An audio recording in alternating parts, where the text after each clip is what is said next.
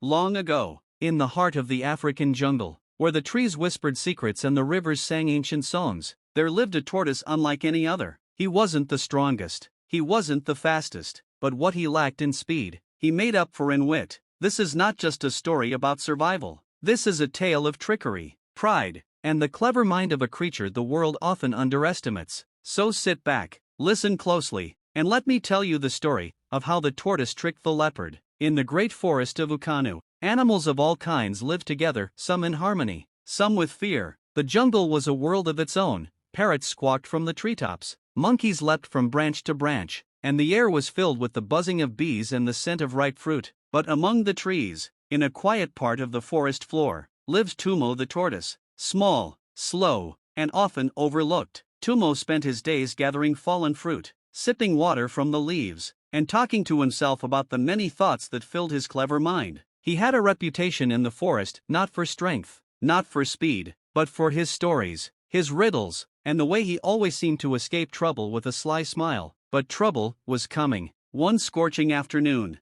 as the sun burned high above the canopy, something shifted in the jungle. Birds fell silent, monkeys froze mid-swing, even the wind seemed to hold its breath. From the north side of the jungle came a sound, slow, heavy, deliberate, the cracking of branches, the rustling of leaves, and then he appeared, Okiki the leopard. His coat shone golden in the sunlight, his spots like shadows moving on silk. His eyes were sharp, hungry, and proud. Okiki had been away for a long time, far beyond the river, hunting in the mountain lands, but now, he had returned, and with him came fear. Okiki was not just any leopard, he was a hunter of hunters, swift as the wind, silent as the night. Many animals whispered tales of how he once leapt from a tree and snatched a full-grown antelope in mid-run. No one dared cross him, except, perhaps, one. That evening, as the sun dipped low and painted the sky in streaks of fire, word of the leopard's return spread through the jungle like wildfire. The gazelles stopped grazing early, the hyenas stayed closer to their dens, even the snakes slithered more cautiously, and deep in his small burrow beneath a twisted baobab tree, Tumo the tortoise munched slowly on a ripe mango. A young rabbit hopped into his clearing, breathless. Tumo, Tumo, have you heard? Okiki is back. Tumo blinked slowly. Ah, the mighty leopard returns, he said, licking mango juice from his chin. Let's hope he remembers his manners. The rabbit shook his head. This isn't a joke. He's angry. He said he'll remind the forest who rules it. Tumo smiled and set the mango down. Then perhaps, it is time the forest reminded him that wisdom can tame fury. The rabbit stared. What do you mean? But Tumo only chuckled, rolled back into his shell, and whispered, we shall see. The next day, as the mist still clung to the ground, Tumo wandered to the riverbank. He liked the cool air and the silence of early morning, but he was not alone. From the trees, Okiki stepped forward, muscles rippling, eyes fixed. Tortoise, the leopard growled. Tumo turned slowly, bowed his head slightly. Okiki, welcome back to the jungle. You remember me. How could I forget the cat who once outran lightning? The leopard's eyes narrowed. You mock me. Never, Tumo replied calmly. I only speak what I know.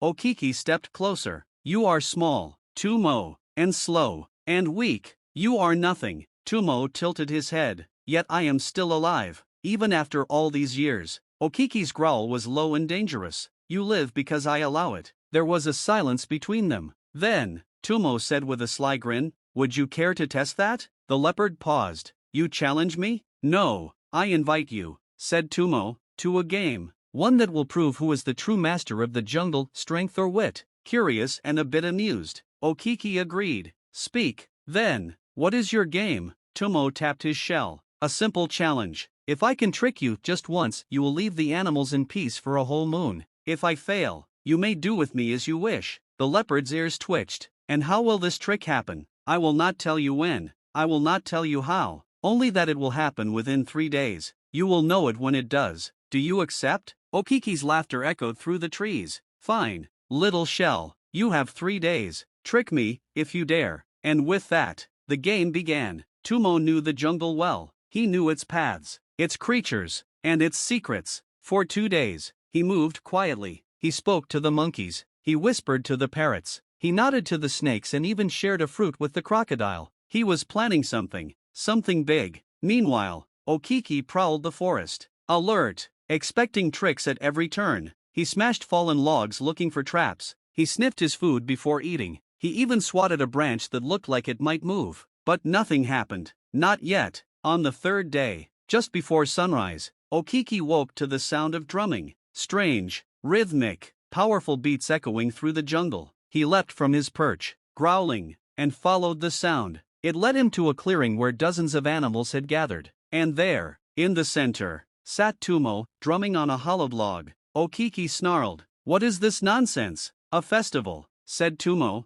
"to honor the peace of the jungle. Surely you won't stop a celebration?" The leopard's eyes narrowed. "Is this your trick?" Tumo grinned. "Who said the trick has happened yet?" Okiki roared and leapt forward, but slipped. He fell into a shallow pit covered in leaves and branches. Not deep, not painful, but enough to bruise his pride. The animals gasped. Okiki climbed out, furious. "That's it? That's your trick?" Tumo blinked. "Is it?" Okiki growled, breathing heavily. "You mock me again, Tortoise, but your time is running out." Tumo only bowed. The sun has not yet set. The sun began to lower in the sky. Okiki stalked through the trees, rage burning in his chest. The tortoise had played with him, made him a fool in front of the jungle, but he was ready now. No more games. He would find Tumo and end this. He spotted the tortoise near the river again, sipping water peacefully. "This ends now," Okiki growled. Tumo looked up. "So soon?" The leopard lunged, but suddenly, crack, the ground gave way. Not a pit, not a trap,